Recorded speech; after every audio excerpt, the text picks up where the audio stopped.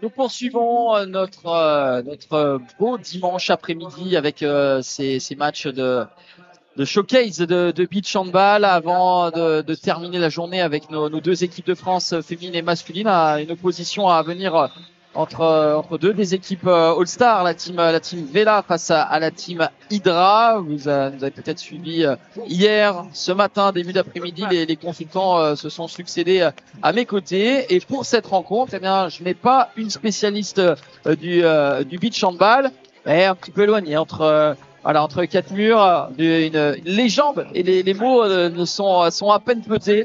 Camille Aiglon-Sorina qui est à mes côtés, ouais, les bagatelles de 270 sélections en équipe de France, championne du monde, championne d'Europe, vice-championne olympique. Camille, ravi de t'avoir à mes côtés.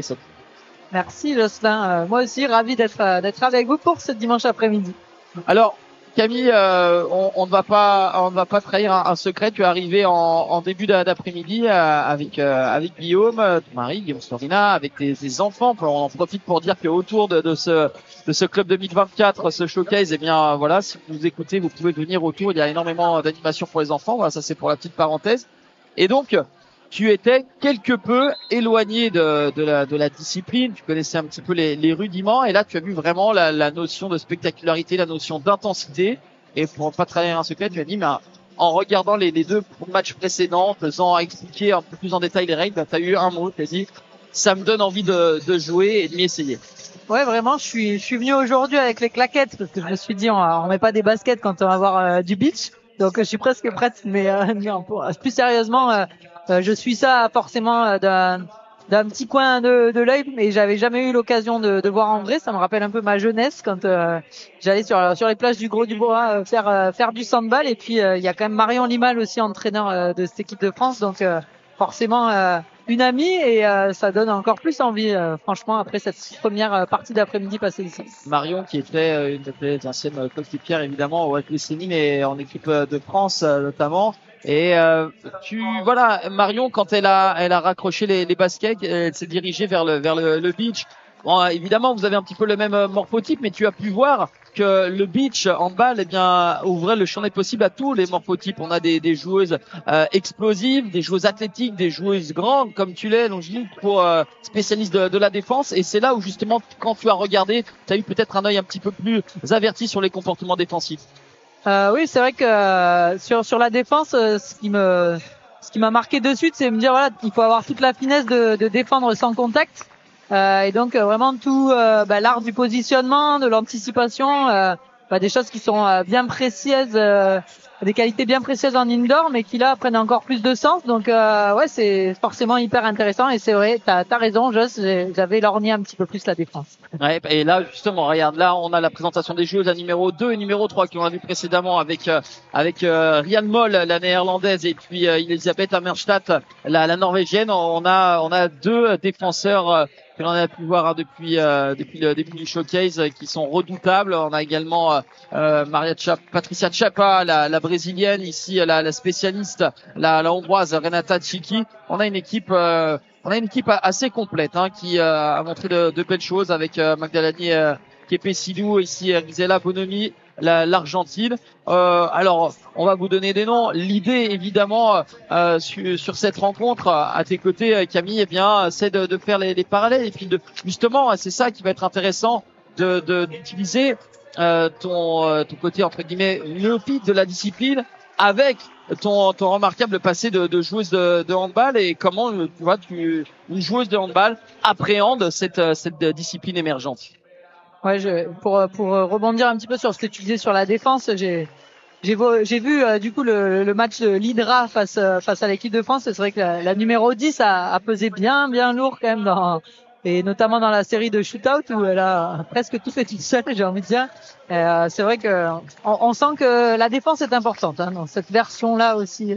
Bien voilà, tu appelais cette joueuse numéro 10. On va la voir dans quelques instants, Isabelle Kapner, 1m90. Et là aussi, il y a la répétition de l'effort, parce que tu l'as dit, ces joueuses de l'Hydra ont joué en début d'après-midi. Elles doivent renouveler l'effort. Meike Kruyer également, la néerlandaise, qui est importante. On le disait, on a un événement qui est quand même assez unique. Hein. On en plaisantait avec certains de mes consultants qui sont venus à mes côtés, bien de se dire, c'est comme si bien on avait une Nora Mork avec une Estelle Zeminko, avec toi à l'époque, avec Iggy Locke. Bref, on aurait tout le gratin réuni. Et ça n'a jamais existé finalement dans le handball traditionnel Lindor. Ouais, même presque l'équipe de Norvège en ce moment et l'équipe de France, c'est un petit peu. C'est ça. C'est un petit peu le gratin quand même, hein, si je peux me permettre. Ouais, lorsqu'on fait. Mais en tout cas, voilà, c'est pour vraiment vous dire à quel point c'est une chance d'avoir réuni et c'est d'avoir réuni ici sur ce terrain de beach toutes ces joueuses les meilleures de la discipline. Et puis finalement, je pense aussi on se rend pas forcément compte, mais on les voit jouer comme si c'était des équipes qui avaient l'habitude de jouer ensemble. Mais même quand on additionne de super individualités, c'est pas si simple que ça d'arriver à jouer en équipe. Et quand on les voit jouer, en tout cas, on pourrait avoir l'impression que c'est des équipes. Alors peut-être juste avec un regard de néophyte, mais en tout cas, on pourrait avoir le sentiment que c'est justement des équipes qui ont l'habitude de jouer ensemble, quoi. Allez, on parlait de l'équipe de France, de l'équipe de Norvège. On va s'autoriser une petite parenthèse parce que maintenant tu es résident de la région parisienne et tu as une petite activité. Tu peux nous en dire plus là, durant ces Jeux Olympiques dans le club France, hein, il me semble. Oui, je suis impliqué dans la commission des athlètes de haut niveau, donc la CAN du Comité national olympique sportif et français. Et du coup, j'ai des missions sur le Club France justement pour accompagner et aider les athlètes de la délégation Paris 2024 pour, on l'espère, lorsqu'ils seront nombreux à venir fêter les médailles au Club France, d'être accompagnés. Si vous avez l'occasion de passer dans ce lieu quand même vraiment mythique qui va faire la fête pour tous ces athlètes français qui vont porter haut nos couleurs. C'est vraiment un lieu très sympa et pour moi l'occasion de vivre les Jeux Olympiques de l'autre côté de la barrière, on va dire, après 3 Olympiades en tant qu'athlète. Ouais, c'est sympa de profiter de ton expérience, de ton expertise et puis oui d'avoir un autre regard sur cette Olympiade hein, où tu as vu sans doute l'équipe de France entamer poussivement mais avec une victoire hein. Contrairement aux garçons, ça a été plus compliqué l'équipe de France filles qui a fait malgré tout le job face aux Hongroises. Ouais, c'est sûr. Moi, j'ai envoyé des petits messages, notamment à Estelle, en lui disant bon, on est en mode diesel, tout va bien, les voyants sont au vert, l'équipe de France est comme d'habitude en place. Le rendez-vous est pris. On vous a parlé du programme de beach handball avec le dernier match ce soir à 20h. Le timing sera idéal, sera parfait pour voir aussi le match de l'équipe de France, le deuxième match de l'équipe de France d'Olivier Crumbles face aux Pays-Bas. Ce sera à 21h. Allez, le coup d'envoi a été donné. L'entre-deux. Très exactement, ça aussi, hein, tu t'es familiarisé avec l'entre-deux façon basket et puis voilà, c'est kung fu. On trouvait hein, à l'époque, on trouve d'ailleurs que les kung fu bien on s'extasie avec ce titre parce que c'est spectaculaire dans l'indoor. Les kung fu parce qu'ils sont un peu plus rares. Là, ben, en fait, tous les buts, un but sur deux quasiment est un 360 ou un kung fu. Ouais, c'est vrai que c'est là un beau contre hein, déjà pour commencer. Mais c'est vrai, tout ce côté spectaculaire, on s'en rend encore plus compte quand on est en direct. Et c'est vrai que c'est vraiment très très ludique en tout cas, à mon avis, à jouer et à regarder, c'est sûr. Oui, en termes d'exigence physique. Et toi, je sais que tu es très investi et très intéressé par cet aspect mental. Je sais que tu fais même des conférences avec des analogies sur l'esprit d'équipe, l'esprit d'entreprise, le mental. Et là, Paul, Marion, Eric, Quentin qui sont venus mettaient vraiment en avant cet aspect mental parce que là on est dans un format court de 2 fois 10 minutes, de 7, on peut perdre le premier set mais il faut vite se remobiliser. Là on puise sur tout ce qui se fait de mieux et tout la quintessence du mental du sportif pour le mettre en valeur ici. Ouais, c'est sûr que là il y a tellement d'attaques, tellement de défenses, les passes de jeu, elles se succèdent encore plus vite qu'en indoor, donc ouais, il y a pas de temps pour ruminer, j'ai envie de dire. Et puis le fait aussi que en fait le goal average compte peu finalement dans les sets, ça c'est quelque chose aussi qui est assez différent. Ah, là ça va très vite, hein. C'est le but encaissé. On a cherché la relance longue de la gardienne Patricia Encinas. Je veux faire un petit entraînement avec Marion pour me rendre compte bien du niveau cardio parce qu'apparemment ça dépote quand même. Imagine, Vraiment. Imagine le cardio, on sait qu'elle n'était pas la dernière au niveau du cardio. Bah, l'entraînement est forcément différent, adapté au format, adapté au terrain, le fait d'être sur sable. Et je suppose qu'il y a une particularité que j'avais peut-être pas imaginé, c'est bien il y a peu de blessures finalement. On sait que tu as une longue carrière, la longévité, peu de blessures. Et tu as eu cette chance-là parce que tu prends soin de ton corps, mais aussi là, eh bien parfois il y a un genou, une torsion, là beaucoup moins de blessures et ça c'est un fait qui est avéré parce que c'est peut-être là aussi la différence encore entre l'équipe de France, les équipes de France et puis certaines autres nations, c'est qu'il faut encore qu'il y ait ce dialogue, cette communication avec les clubs qui jouent le jeu lorsque des joueurs pro ou de D1 ou de D2, voire même de troisième division, soient libérés par les clubs. Ouais, c'est sûr que c'est un vrai enjeu. On peut que comprendre les athlètes qui ont l'occasion de vivre des aventures. T'en parlais encore tout à l'heure, des aventures vraiment humaines qui sont incroyables. Et à la fois les clubs qui ont tous peur un petit peu d'avoir des petits pépins, mais effectivement Marion me le disait encore tout à l'heure qu'il y a vraiment peu de blessures et donc voilà, et je pense vraiment qu'il y a surtout beaucoup de transversalité parce que quand on voit tout le jeu en prise d'intervalle, toute l'anticipation que ça demande, c'est pas dur d'imaginer que ce qui va être travaillé au beach va aussi servir les joueurs et joueuses à s'améliorer dans leur pratique indoor, quoi. Ah bien, on a vu là ici la joueuse dont tu parlais tout à l'heure, Izzy Kattner, l'internationale allemande, championne du monde allemande. Les championnes du monde chez les filles, ce sont les Allemands. Les champions du monde, chez les garçons, ce sont les Croates. Et là, on a vu des arrêts de gardienne. On a côté tout à l'heure avec le double kung-fu. Ici devant Kattner, l'intervention de la gardienne grecque, Magdalani Kepessigou. Et il y a aussi quelque chose, toi qui étais spécialiste de la défense, la gestion des infériorités numériques ou des supériorités numériques selon où on se place, parce que là, vous l'aurez constaté, on attaque à une de plus à chaque fois.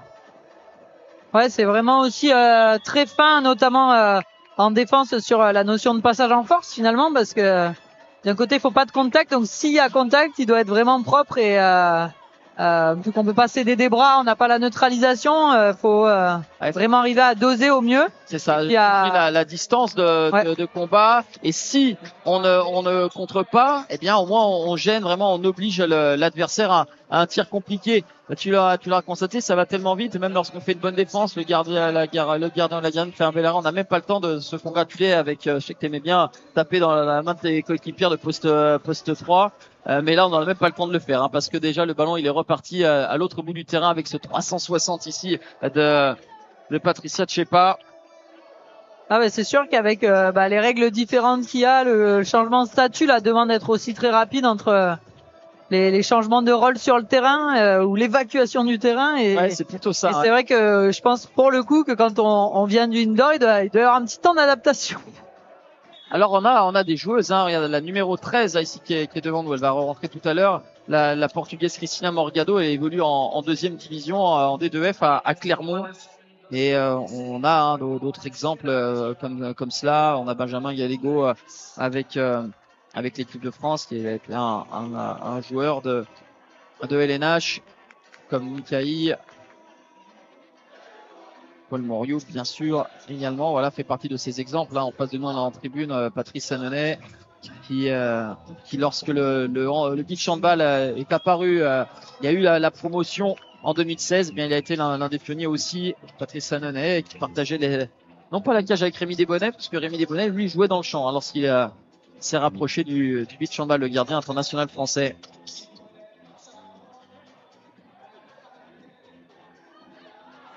En tout cas, je n'étais pas surprise de voir un joueur comme Benjamin Gallego avec toute sa roublardise qu'on lui connaît et qui lui a tellement servi aussi dans sa carrière indoor. C'était pas étonnant de le retrouver au beach. Et on verra tout à l'heure face à l'équipe de France, joueuse qui jouera contre l'un des anciens clubs en Coupe d'Europe l'année prochaine, une équipe de Nantes, une joueuse allemande. Le nom, ça va te dire quelque chose. C'est c'est Lucie-Marie Kretschmar, la fille de Stéphane Kretschmar, totalement considérée comme l'une des meilleures défenseurs de la discipline du beach et qui évolue en tant que carrière gauche en indoor. Voilà, les exemples sont légion de cette transversalité entre l'indoor et le beach. La passe sautée avec la brésilienne. Ça c'est fort, hein, attraper le ballon en kung fu et se désaxer aussi. Bon, après, je suis venu aujourd'hui, c'est peut-être, j'ai peut-être plus envie que hier parce qu'apparemment sous la pluie. Alors oui, sous la pluie, il fallait vraiment être déterminé. Et puis voilà, par exemple, ce genre de situation avec ce ballon qui est attrapé du bout des doigts par Ezi Katner. Oui, ben forcément avec un ballon glissant, rendu glissant par la pluie, avec le sable qui vient s'ajouter à cela. Bien, c'était des conditions beaucoup plus difficiles et malgré la fatigue, malgré le deuxième jour de compétition, bien les athlètes étaient ravis de se présenter ce matin et d'enchaîner les matchs. Là, on a une équipe quand même Vela qui prend assez largement les devants dans ce premier set et qui mène 20-8. Et là, tu as pu constater vraiment si il y a contact tout simplement, on essaye d'être le plus propre possible. Alors qu'on parlait qu'il y avait peu de blessures, bien par le revêtement et par le fait aussi que le moindre contact génère un penalty, un jet de 6 mètres. C'est transformé par Jijuan Du, la chinoise. Alors, si vous nous rejoignez en cours de route, et ça, je pense que Camille va nous faire le petit point. Quel type de but rapporte 2 points? C'est 2 points, 2 points pour le Kung Fu ou 2 points pour le 360, c'est ça, si j'ai bien tout noté. Voilà, comme ici, le penalty transformé tout à l'heure par Jijuan Du vaut 2 points également. Les 2 points également pour les buts de la spécialiste, c'est-à-dire la joueuse qui a un maillot d'une autre couleur que ses partenaires, la même couleur que celui de la gardienne. Et également, but gardienne à gardienne vaut 2 points. Là, la bonne défense. Voilà, un tir simple de la spécialiste, mais ça vaut 2 points pour la hongroise. Tu avais promis que tu me tendais pas de piège, tu as quand même essayé de m'en. Non, je t'ai quizé, c'est différent. Ouais, et toujours ce set qui est assez dominé par cette équipe Vela. On essaie de bien terminer parce que ça aussi on l'a évoqué en début de set, Camille, le fait de remettre les compteurs à zéro, eh bien on oublie parce que là c'est quand même un 28-14, c'est comme terminer une première mi-temps avec un -8, quelque chose comme ça. Mais le fait est que là on va revenir en deuxième set à 0-0. Donc l'idée de bien terminer, de mieux terminer en tout cas pour la Team Indra peut leur donner un début de dynamique à l'aune du deuxième set. Ouais, j'avoue que dans 2-3 matchs de ma carrière, j'aurais bien aimé qu'on soit un peu sur ce format où on repart à 0-0 sur la deuxième mi-temps. Même si souvent les mi-temps et les écarts de 7 buts c'était plutôt à faveur de l'équipe de France. On va pas se mentir, voilà. On va terminer ce premier set largement dominé par la Team Vela, 28-14. Bien sûr que sur les 10 premières minutes, les débats n'étaient pas forcément équilibrés, mais ça peut très vite s'inverser dans quelques minutes une fois que les joueuses auront soufflé un petit peu. Nous par la même Magnéto et on revient dans quelques instants.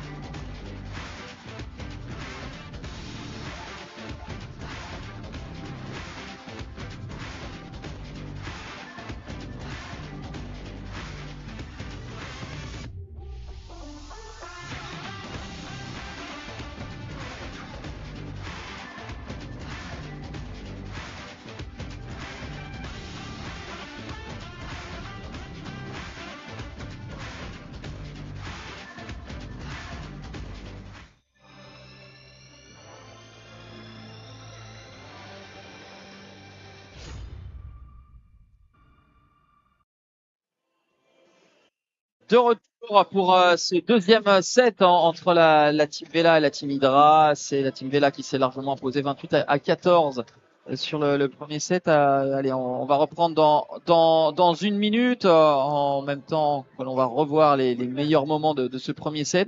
Camille, j'ai une question. On a parlé avec tous les acteurs majeurs de l'équipe de France de beach handball sur la progression, sur là où on voulait être, sur ce que l'on veut faire pour se rapprocher des meilleures équipes. Toi, j'ai évoqué en préambule ton palmarès, mais l'équipe de France n'a pas toujours gagné. Donc tu as bien sûr ce souvenir des belles victoires, mais aussi ce souvenir au début où l'équipe de France ne gagnait pas, n'était pas encore au sommet. Et comment tu pourrais nous expliquer un petit peu comment tu as vu de ton regard cette montée en puissance, comment l'équipe de France s'est mise à gagner et être quasiment jouable? Ouais, je pense qu'on a quand même une longue période où on avait déjà les moyens d'aller chercher quelque chose. On savait qu'on avait on n'était pas loin et je pense que l'équipe de France elle a bâti ce capital confiance un petit peu au fur et à mesure. Il a fallu qu'on soit un petit peu décomplexé parce que moi je suis arrivé dans cette équipe en 2007, en 2008 il y a eu un vrai changement de génération, un vrai renouvellement avec le départ de toutes les anciennes gloires après les Jeux qui elles avaient été capables de devenir championnes du monde. Et du coup, on a fait une médaille de vice-championne du monde là où on nous attendait pas en 2009, l'année d'après. On a récidivé en 2011 et puis après voilà, il a fallu reconstruire finalement, être patiente et puis aussi mentalement aussi se remettre en question. Continuer à bosser en gardant confiance, mais c'est vrai que c'est pas évident quand tu passes 5 ans à pas monter sur un podium, à être persuadé à chaque fois que tu rentres dans une compète que t'as les moyens d'aller chercher quelque chose, que tu vois les équipes qui finissent sur le podium et tu te dis qu'il y a pas beaucoup, donc pas beaucoup de différence. Je pense qu'il faut vraiment faire preuve d'abnégation, de travail, d'humilité aussi, et puis quand même arriver à croire qu'on peut le faire aussi. Je pense vraiment qu'il y a eu un cap psychologique aussi passé par cette équipe, et puis après autant il y a des cercles vicieux, autant il y a des cercles vertueux, et je pense que voilà, aujourd'hui l'équipe de France est vraiment sûre de ses forces, mais garde aussi toute cette humilité, et je pense que c'est ça qui permet après de pouvoir continuer à reperformer. Et toi, justement, de par ta longévité en équipe de France, quel a été ton rôle? Parce que tu as accompagné des générations, des différentes générations. Tu as dû donc en parler avec Marion, avec son équipe de beach handball, une équipe qui est prometteuse, mais qui a beaucoup de jeunes joueuses. Et c'est peut-être là aussi, on l'a vu perdre sur des shootouts, on l'a vu perdre de peu sur certains sets.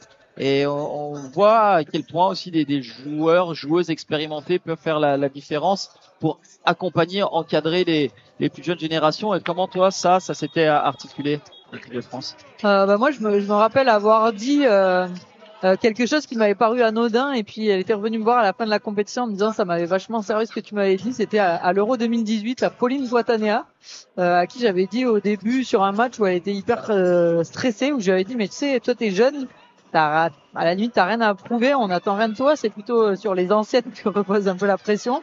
Et finalement elle m'avait dit ça m'avait vachement libéré d'entendre ça, et je crois que justement s'il y a de la jeunesse, faut que ça soit aussi de la fougue, que justement des fois cette pression là elles peuvent se la mettre, et finalement c'est pas sur elles que repose de pression s'il y a pression, quoi, et vraiment arriver à jouer libéré. Je crois que c'est encore aujourd'hui aussi une des recettes de l'équipe de France, même si là il y a des filles qui sont beaucoup de filles qui sont déjà championnes olympiques, qui ont déjà gagné des titres, des médailles, mais en tout cas il y a ce mélange d'expérience mais aussi de jeunesse, et quand il y a un vrai désir de transmission, quand il y a des échanges à tous les niveaux dans l'équipe, c'est là qu'on arrive à créer les belles alchimies qui amènent aux grandes aventures. Ouais, on sait que toi, justement, tu es dans le partage, cette transmission, pour te paraphraser.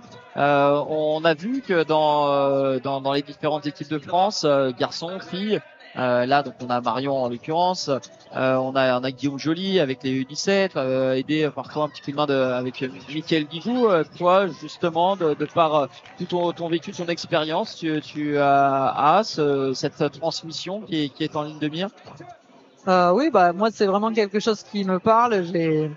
J'ai passé un peu avant la fin de ma carrière les diplômes aussi d'entraîneurs fédéraux. Donc voilà, c'est vrai que moi mon ADN c'est vraiment la défense et c'est vraiment ce qui m'a le plus animé sur le peu que j'ai pu mettre en œuvre pendant ce diplôme et à l'époque un petit peu sur l'équipe réserve de Nantes quand j'étais joueuse là-bas, je trouve ça vraiment génial de transmettre. Et c'est un peu là que ça prend tout son sens d'avoir accumulé de l'expérience justement quand on a la chance de pouvoir en faire profiter les plus jeunes. Non, bah c'est parfait. Marion qui était en quête d'une joueuse d'expérience pour apprendre. Dans ce moment, elle l'a trouvé. En l'espace d'une après-midi, elle cherchait de piquer dans le beach. Non, mais blague à part, mais c'est vrai que c'était bien sûr assez prise par l'ambiance ou réellement tu vas t'y essayer à cette discipline du beach. Non, mais ça c'est le côté challenge un peu qu'on garde chevillé au corps. Donc en fait, de les voir faire, je me dis j'ai envie d'essayer et de voir effectivement. Qu'est-ce que je peux faire sur un terrain de beach? Alors je suis pas du tout en train de dire que j'ai aucune prétention, mais j'aimerais bien faire un petit entraînement quand même pour prendre 2-3 sensations et voir parce que notamment défensivement ça a l'air plutôt très sympa. Ouais, parce que juste pour te couper l'air, sous le pied un peu pour anticiper l'excuse de oui, j'ai passé là, j'ai 39 ans. Sache qu'il y a des joueuses, notamment des brésiliennes, certes, qui sont sur ces disciplines depuis longtemps. Dépassent ou avoisinent cet âge-là, juste pour te dire.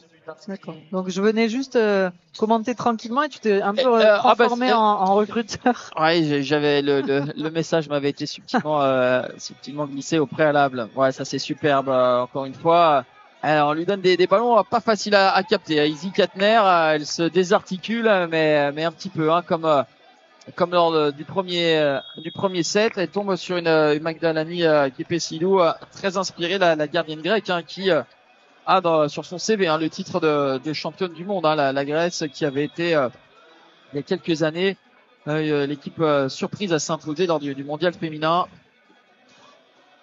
Le 3-6 de l'Espagnol. On était pas loin du pastis. Alors on a vu un tas de choses là, le pastis on l'a pas encore vu avec Patricia Encinas. Je me sens presque un peu honteuse, Jocelyn, parce que j'ai plein de stars de leur sport devant mes yeux et puis je les connais pas forcément, mais en tout cas j'en prends plein les yeux et j'encourage tous ceux qui vibrent là devant leur télé à venir voir ça en vrai parce que ça vaut vraiment le détour. Ouais, il y a encore toute une journée demain de 11h à 18h, encore un beau programme avec 8 matchs encore. Nous aurons eu le plaisir, on peut même parler au futur. Le plaisir de vous proposer 24 matchs en l'espace de 3 jours ici pour ce showcase.